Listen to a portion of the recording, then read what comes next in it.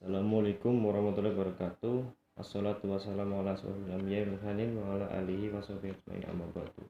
Pertama-tama marilah kita panjatkan puja dan puji syukur atas kehadirat Allah yang telah melimpahkan kita banyak rezeki, melimpahkan kita kesehatan agar kita bisa melihat kenikmatannya di setiap harinya. Nah, di sini saya akan menjelaskan sedikit atau menjelaskan tentang hasil diskusi kelompok kami yang berjudul Islam Kemodernan dan Islam Keindonesiaan. Nah, sebelumnya saya akan memperkenalkan kelompok kami. Nah, saya sendiri Adil Arafat dengan rekan saya dua cewek-cewek semua ya. Ada Sofiana Umi Lailatul dan Siti Maftuha. Nah, langsung saja saya akan mengawali materinya. Ada poin yang pertama yaitu tentang pengertian modernisasi Islam. Nah, sebelum membahas lebih lanjut tentang modernisasi Islam, maka lebih baiknya jika mengetahui apa itu Islam dan apa itu modernisasi. Nah, Islam berasal dari kata aslama yaslimu islama yang berarti patuh, tunduk atau menyerah. Sedangkan Islam menurut istilah adalah tunduk, taat dan patuh kepada perintah Allah Subhanahu wa taala seperti yang telah diajarkan oleh Nabi Muhammad SAW sebagai rasul utusannya, serta menyerahkan diri sepenuhnya kepada Allah Subhanahu wa taala. Nah, ungkapan modern atau abad modern, modernity atau modernitas atau kemodernan. Kemodernan proses dalam Islam sebenarnya diserap dari istilah Barat. Istilah-istilah itu lalu masuk ke dunia Islam bersamaan dengan masuknya kebudayaan ke bagian Barat, ke timur. Selain itu, istilah-istilah tersebut juga digunakan untuk menggambarkan tentang perubahan-perubahan yang terjadi dalam berbagai keadaan baru di dunia Islam. Nah, dalam bahasa Indonesia kata modernisasi adalah pembaharuan yang berasal dari kata baru atau dapat diartikan sebagai sesuatu yang belum pernah terlihat dan belum pernah didengar. Modernisasi menurut Nurholis Majid adalah sebuah cara atau proses perubahan baik itu dari sikap maupun mental yang mana bertujuan untuk menyesuaikan tuntutan hidup dengan tuntutan hidup saat ini sehingga dapat terciptanya kebahagiaan hidup bagi manusia. Selain itu, beliau juga menjelaskan bahwa modernisasi adalah suatu pemahaman yang identik dengan pengertian rasionalis, karena rasionalis ini memiliki arti yaitu suatu proses yang mengubah pola berpikir serta tata cara tradisional menjadi pola berpikir dan tata cara yang modern atau baru. Modernisasi juga dapat diartikan sebagai gerakan atau usaha yang bertujuan memperbarui atau memahami tentang doktrin-doktrin dengan menyesuaikan perkembangan zaman dan ilmu pengetahuan. Nah, selanjutnya akan disampaikan oleh Mbak Maftuha. Silakan Mbak Maftuha.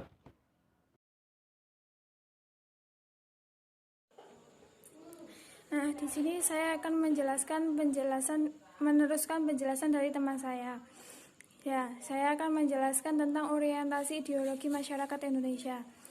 Menurut kerangka hubungan Islam dan keindonesiaan, orientasi ideologi masyarakat Indonesia itu dibagi menjadi 4 orientasi. Yang pertama yaitu Islamization yes, Indonesiation no. Dalam orientasi pertama ini ada yang berpendapat bahwa Islam dan Indonesia adalah dua identitas yang bertentangan dan tidak ada persinggungan dan keselarasan antara keduanya. Seperti kelompok HTI bahwa Islam adalah wahyu Allah dan Indonesia adalah buatan manusia. Orientasi yang kedua yaitu Islam itu 1, Indonesian itu 2. Dalam orientasi kedua ini ada kelompok yang terlibat dalam orientasi kedua, yaitu HTI maupun PKS. Mereka tidak menganjurkan kekerasan fisik, menolak terorisme, tetapi mereka kerap melakukan kepedulian terhadap isu-isu global. Selanjutnya yaitu orientasi ideologi ketiga, yaitu formalistik, no substantatif, itu Islam dan Indonesia yes. Orientasi ideologi yang ketiga ini ada yang menyebutkan dari mereka progresif, termasuk mereka yang mengusung ide-ide liberalisme, pluralisme, dan sekularisme. Selanjutnya yaitu orientasi yang keempat, yaitu Islamization yes, Indonesian yes. Dalam orientasi ini dianggap mainstream karena yaitu NU dan Muhammadiyah dan masyarakat yang berkembang dari tradisi madrasah, pesantren, dan IAIN atau termasuk UIN dan STAIN dan PTN lainnya berpendapat bahwa Islamization yes dan Indonesian yes. Nah, selanjutnya akan dijelaskan oleh teman saya. Selanjutnya saya akan menjelaskan tentang Islam dan cita-cita kemanusiaan dalam keadilan sosial di Indonesia. Masyarakat Indonesia itu mempunyai cita-cita tentang keadilan sosial yang berada di Indonesia, baik dalam bidang ekonomi, politik, hukum, maupun yang lainnya. Nah, di Indonesia sendiri, masyarakat mayoritasnya itu beragama Islam. Meskipun sistem pemerintahan dalam Indonesia tidak berlandaskan Islam, akan tetapi Islam seakan menjadi keharusan menjaga keadilan sosial bagi seluruh rakyat Indonesia. Hal ini menjadi keharusan menjadi salah satu jargon dalam agama Islam, yaitu bahwa Islam adalah rahmatan lil alamin.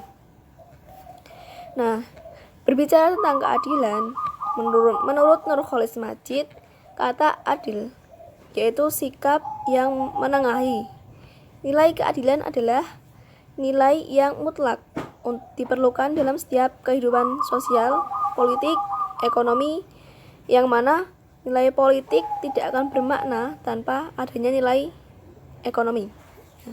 Dan keadilan ekonomi itu lahir dari keadilan sosial yang merupakan tujuan sebenarnya dalam kita bernegara.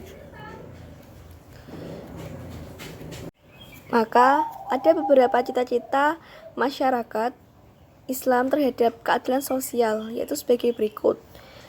Cita-cita yang pertama adalah dalam bidang ekonomi. Masyarakat Islam dalam kehidupan sehari-hari tentu tidak bisa terlepas dengan sistem ekonomi. Terkadang kita melihat sistem ekonomi yang tidak sebanding dari segi intelektualnya dengan berbagai sistem ekonomi yang ada. Nah, maka dari itu Islam sangat jelas membicarakan tentang sesuatu yang berkenaan dengan ekonomi dan menjadi suatu cita-cita di bidang ekonomi, yaitu keadilan sosial. Nah, kemajuan serta perkembangan di bidang ekonomi bisa menjadi sebuah tolak ukur untuk melihat kondisi masyarakat. Jika kebutuhan ekonomi telah terlaksana dengan baik, maka keadilan sosial di masyarakat itu akan terwujud.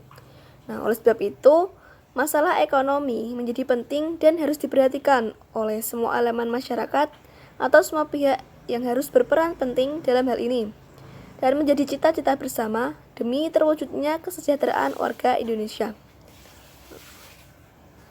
Nah, terus yang kemudian ada masyarakat memiliki cita-cita, yaitu ingin mewujudkan keadilan bagi seluruh rakyat sebagai tujuan bernegara. Nah, Pancasila sebagai dasar negara dimulai dengan asas ketuhanan yang Maha Esa dan diakhiri tujuan pokok kehidupan kenegaraan, yaitu mewujudkan keadilan bagi seluruh rakyat Indonesia. Asas peri kemanusiaan, persatuan, dan kerakyatan berada dalam spektrum yang bermula dengan ketuhanan dan berujung dengan keadilan. Untuk itu, dalam mewujudkan keadilan di masyarakat, pemerintah memiliki fungsi, yaitu bertanggung jawab terhadap masyarakat yang miskin dan tidak berdaya. Nah, jadi tidak benar lagi jika sepenuhnya memandang bahwa seorang individu itu bertanggung jawab atas dirinya sendiri dan atau nasibnya sendiri dan harus diberi kebebasan untuk memilih antara kebahagiaan ataupun kesengsaraan. Nah, sebagian yang menimpa individu adalah tanggung jawab masyarakat, sehingga masyarakat itu wajib melakukan usaha, yaitu mendorong kepada kebaikan dan mencegah yang buruk bagi setiap individu warga negaranya. Terima kasih. Mungkin sekian dari penjelasan saya.